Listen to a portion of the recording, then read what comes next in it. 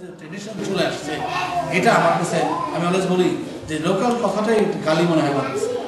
আমি খুববার লস অ্যাঞ্জেলেসে বহু মিটিংয়ে উচ্চারণ করেছি, লোকাল শিল্পীর কথাটা আমরা বলতে চাই না, আমরা বলতে চাই প্রবাসী শিল্পী, অথবা আমরা বলতে চাই শিল্পী। কোনো রকম অ্যাডজেক্টিভ দিয়ে শিল্পীদেরকে ছোট করা বা বড় করার অধিকার আমাদের নেই। শিল্পী মানে শিল্পী, সে যেই দেশের হোক, যেই জায়গারই হোক। তারপরেও যদি বুঝাইতে হয়, আমাদের ভবনের পক্ষ থেকে প্রবাসী শিল্পী। আজকে সেই প্রবাসী শিল্পীদেরকে আমরা প্রায়, আমার কাছে একটা লিস্ট আছে যেটা আমি দেওয়ার চেষ্টা করেছি। এই লিস্টের মধ্যে 109 জন শিল্পীর নাম আছে।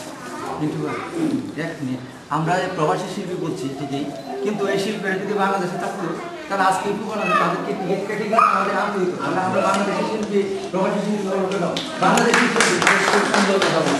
ঠিক আছে, যে দেশে বলি প্রবাসী বা স্বদেশে যেটি আমরা বলি না কেন, আমার কাছে প্রায় 109 জন শিল্পীর নাম আছে। আমরা 109 জনকেই কল করেছি। তবে কল করার পর যাওয়ার আগে আমি প্রথম যাকে পরিচয় করিয়ে দিতে চাই অনেক গভীর শ্রদ্ধা ও আনন্দের সাথে, আশা ভরসা নিয়ে, সেটা হলো আমাদের সাংস্কৃতিক বিভাগের মহাপরিচালক মঞ্জুর আহমেদ, স্বাধীন বাংলা বেতার কেন্দ্রের শিল্পী মঞ্জুর আহমেদ, এবং উপমহাদেশ তথা বিশ্বের নন্দিত পিয়ানো প্লেয়ার, এবং সঙ্গীত এবং সংস্কৃতির এমন কোনো বিভাগ নেই উনি কাজ না করেছেন। আমরা খুব ধন্য যে প্রথম দিন থেকেই মঞ্জু ভাই আমাদের সাথে আছেন, এবং ফোয়ানার অনুষ্ঠানটি যেন একটি আদর্শ সাংস্কৃতিক অনুষ্ঠান হয় সেই জন্য উনি মনোনিবেশ করেছেন এবং নিরলস চিত্তে আমাদের সাথে কাজ করছেন। তো ওনার গাইডেন্সে আমরা সবাই মিলে এই অনুষ্ঠানকে যেন সাফল্যমণ্ডিত করতে পারি। এখানে কেউ এমনটি নয় যে একজন ডিকটেট করবে আর একজন শুনবে, ঠিক ব্যাপারটি তা নয়। এটা একটা পার্টিসিপেটরি ম্যানারে আমরা সব শিল্পীর সব রকম চিন্তা চেতনাকে একসাথে করে একটা ফসল তৈরি করার চেষ্টা করব, যেন ফোয়ানা 2010 লস অ্যাঞ্জেলেস ঐতিহাসিকভাবে একটা সার্থক অনুষ্ঠান হয়।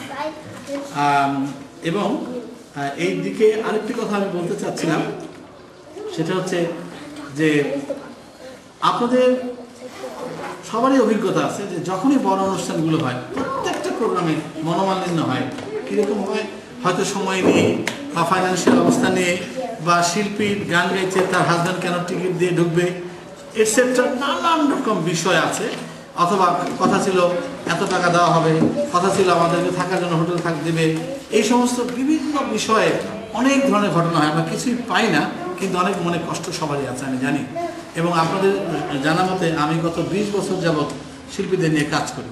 আমারও অনেক ক্ষেত্রে অনেক কথা শুনতে হয়েছে, অনেক সময় দোষী হয়েছে, অনেক সময় ব্যতিক্রম করতে গিয়ে হয়তো অনেক ধরনের কথা দোষের বোঝা ঘাড়ে নিতে হয়েছে। এই জন্য এবারের প্রয়াস হচ্ছে আমরা ডে 1 থেকে সব শিল্পী এবং আমরা যারা সাংগঠনিকভাবে আয়োজন করছি আমরা যেন এক পেজে থাকতে পারি। অর্থাৎ অনুষ্ঠানের পর পর্যন্ত যেন আমরা জানি যে আমরা কি অ্যাগ্রি করেছিলাম এবং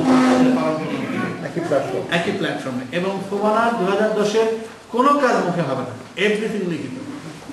আমরা যা অ্যাগ্রি করবো, আপনারা যা আমাকে বলবেন, আমাদেরকে বলবেন যে ঠিক আছে আমরা শিল্পীরা ফোয়ানা 2010-কে এইভাবে সাহায্য করতে চাই, আপনারা আমাদের কি দেবেন, আমরা আপনাদের কি দিতে পারবো।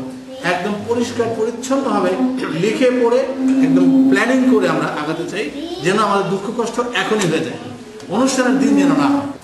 কারণ আমরা চালানো এক জিনিস, আর সবাইকে যতটুকু সম্ভব স্যাটিসফ্যাকশন দিয়ে কাজ করার এক জিনিস।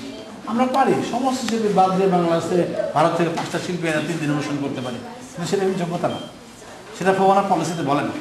ফোয়ানা বলে যে আমাদের এখানে যেই শিল্প চর্চা হচ্ছে তাদের যেন গ্রোথ হয়, তাদের যেন ইন্সপিরেশন দিতে পারে, নেক্সট জেনারেশন যেন আমাদের এই ধরনের বড় বড় সেলিব্রেশনের সঙ্গে সম্পৃক্ত হতে পারে। দ্যাট ইজ দ্য ফোয়ানা মিশন। এবং আমরা জানেন আপনারা যে বাংলাদেশ একাডেমি এই ফোয়ানার দায়িত্ব নিয়েছে। বাংলাদেশ একাডেমি শিল্প সংস্কৃতির বীজ বপন করেছি আমরা এখানে, এবং সেই বীজে চারা হয়েছে, আলো বাতাস দিয়ে জল দিয়ে সেই বীজকে বড় করে আমরা ফসল ফলানোর চেষ্টা করছি। তো সেটা যদি আমাদের মিশন হয়ে থাকে, আর ফোয়ানার মিশন যদি তাই হয়ে থাকে, তাহলে অন্তত আমাদের কাছ থেকে মানুষ কিন্তু আশা করে। আমি বিশ্বাস করি এটা আজকে যদি কোনো অ্যাসোসিয়েশনে অনুষ্ঠান করতো, তাহলে শিল্পীদের যে আশা থাকতো, যেহেতু বাংলাদেশ একাডেমি একটা পারফর্মিং আর্ট স্কুল তারা করছে, এখানে আপনাদের সবার এক্সপেকটেশন অন্য সময়ের থেকে ব্যতিক্রম থাকবে, এবং সেইটা কি এবং কেন তারই হলো মূল বিষয় আজকে আলোচনার জন্য। আলোচনার শুরুতে আমি সবাইকে অনুরোধ করছি আপনারা নিজের নাম বলে ইন্ট্রোডিউস হন, অনেকে আপনাদের সবাইকে চেনে না। হ্যাঁ, আমি আমার থেকে শুরু করছি। আমি জাহিদ হোসেন। আমি তৌফিক খান। আমি রনি চৌধুরী। শায়লা রুমি, আমি নাহিদা নাসরিন, রিয়া হাসান, আমি শামসুনার খান মনি, ইউমি সালমা, রোকসানা করিম, দুই রোকসান একসাথে চমৎকার।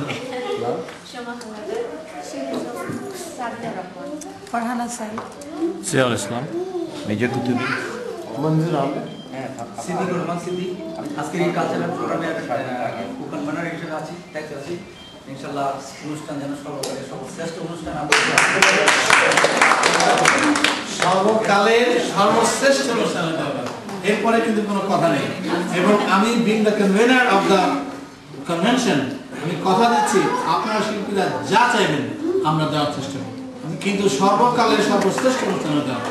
এই কথাটা প্রথম দিন ইউটিউবে যে গেছিল আমার, এইটা আমরা ইনশাল্লাহ প্রতিজ্ঞাবদ্ধ, আমরা এটা সাকসেসফুল করবো।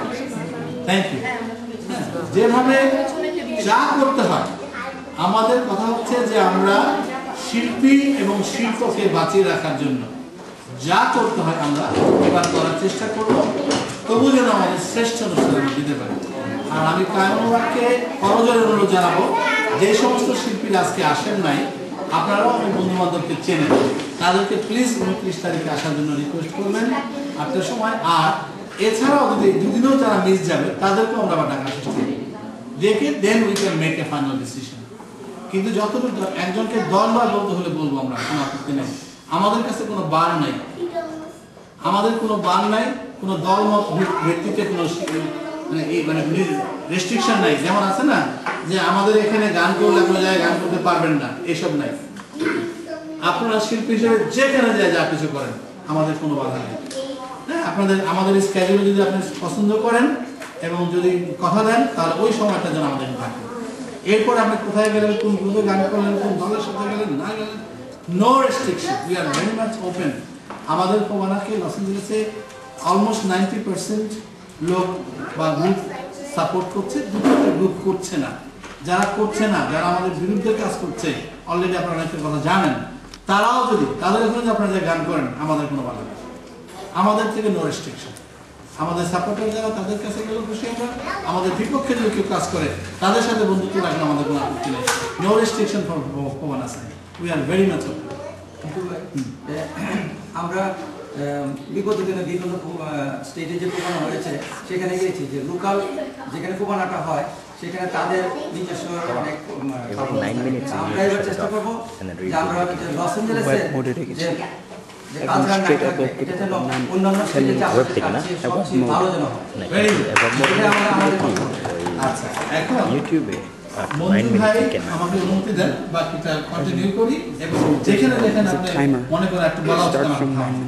হ্যাঁ, কারণ আমি হলো কি বিভিন্ন কারণে যেহেতু ফুল টাইম কাজ করছি, অনেক তথ্য আমার কাছে জানা আছে, বাকি আমাদের সাথে টিমে যারা কাজ করছেন সবার কাছে সব কিছু এখনো কমপ্লিটলি পিকচারটা যায় না, এই জন্য আমার একটু বেশি কথা বলতে হয়, এই জন্য আমি ক্ষমা প্রার্থী। তবে যেখানে আপনাদের মনে হয় যে পিন্টু ভাই আপনি থামেন, আমরা আর একটু কথা বলার আছে, প্লিজ স্টপ মি। আর বিশেষ করে বন্ধু ভাই as a cultural grand chair, he has every right, আপনি আমাকে বলুন যেখানে আর একটু বলার আছে। হ্যাঁ, আর এরপর থেকে মোস্ট লাইকলি আপনারা যখন সাব কমিটি মিটিং হবে, শুধু কালচারাল মিটিং যখন আলাদা করে হবে পরে কোনো সময়, তখন মঞ্জু ভাই এজেন্ডা দিবেন, আপনাদের ইমেলটি বলে আমাদের চলে আসতেছে, আমরা পাঠাবো, then we can discuss issues and resolve what we need to resolve. ঠিক আছে? আচ্ছা, এজেন্ডাতে যদি তাকান, আপনি একটু খেয়াল করেন দেখবেন এখানে অনেকগুলো এজেন্ডা আছে, প্রায় 10 পর্যন্ত। আমরা খুব কুইকলি টাচ করে যাবো, দু একটা সেকশনে একটু ডিটেল কথা হবে। আচ্ছা, প্রথম এজেন্ডা ইন্ট্রোডাকশন টু ফোবানা।